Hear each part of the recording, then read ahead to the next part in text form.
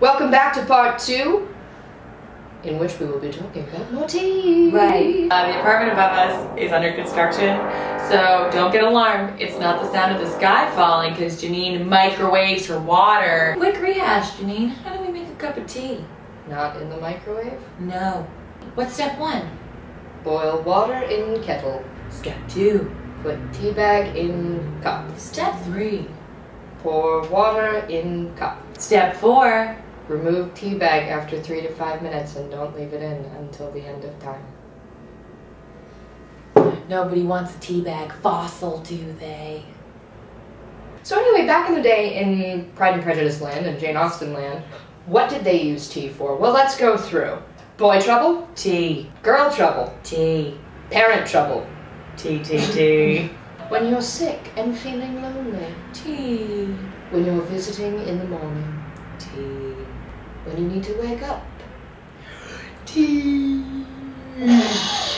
When you need to get to bed?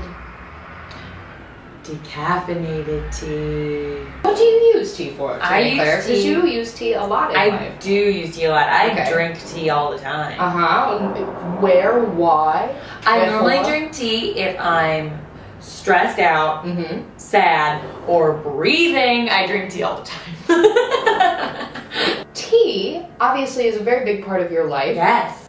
You created Into Steve. Yes, it's my podcast. My whole podcast is taking tea breaks with busy comedians. It's true. And having them calm down and slow down. And color. And color. We color a lot. It's great. It's true, you do color a lot. And You they're do. awesome illustrations by fabulous artists. Yeah. My name is Janine Hegarty, and this is... Claire Ayoub. And this is... PMP, the real story. Episode 7, Part 2. Tea, the beverage of our lives. For gossiping, visiting, and catching men. Got one. Oh, just air. Still single.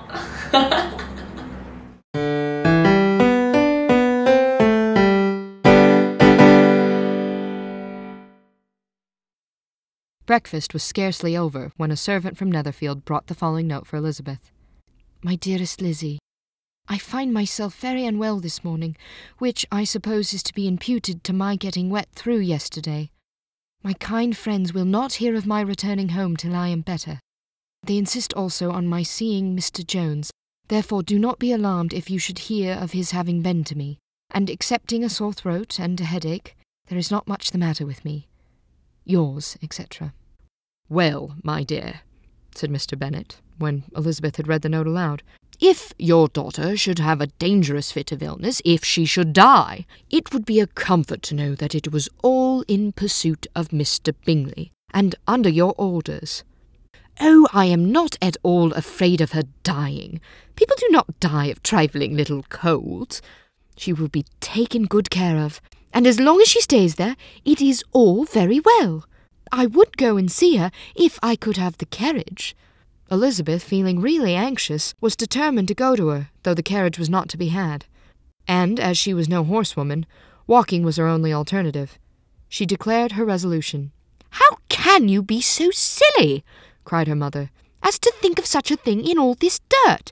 You will not be fit to be seen when you get there. I shall be very fit to see Jane, which is all I want. Is this a hint to me, Lizzie, said her father, to send for the horses? No, indeed. I do not wish to avoid the walk.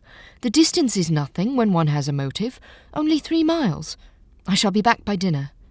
I admire the activity of your benevolence, observed Mary, but every impulse of feeling should be guided by reason, and in my opinion, exertion should always be in proportion to what is required. We will go as far as Meryton with you, said Catherine and Lydia. Elizabeth accepted their company, and the 3 young ladies set off together. If we make haste, said Lydia, as they walked along, perhaps we may see something of Captain Carter before he goes. In Meryton they parted. The 2 youngest repaired to the lodgings of one of the officers' wives, and Elizabeth continued her walk alone, crossing field after field at a quick pace, jumping over stiles and springing over puddles with impatient activity, and finding herself at last within view of the house, with weary ankles, dirty stockings, and a face glowing with the warmth of exercise. She was shown into the breakfast parlour, where all but Jane were assembled, and where her appearance created a great deal of surprise. That she should have walked 3 miles so early in the day, in such dirty weather, and by herself, was almost incredible to Mrs. Hurst and Miss Bingley, and Elizabeth was convinced that they held her in contempt for it. She was received, however, very politely by them, and in their brother's manners there was something better than politeness. There was good humour and kindness. Mr. Darcy said very little, and Mr. Hurst nothing at all.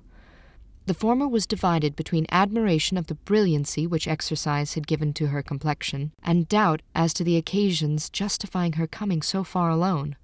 The latter was thinking only of his breakfast.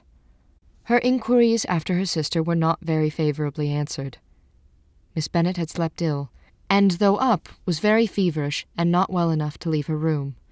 Elizabeth was glad to be taken to her immediately, and Jane, who had only been withheld by fear of giving alarm or inconvenience from expressing in her note how much she longed for such a visit, was delighted at her entrance.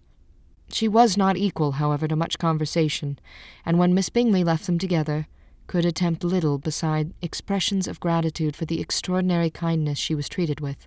Elizabeth silently attended her.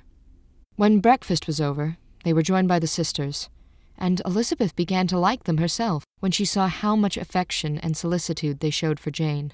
The apothecary came, and having examined his patient, said, as might be supposed, that she had caught a violent cold, and that they must endeavour to get the better of it, advised her to return to bed, and promised her some draughts.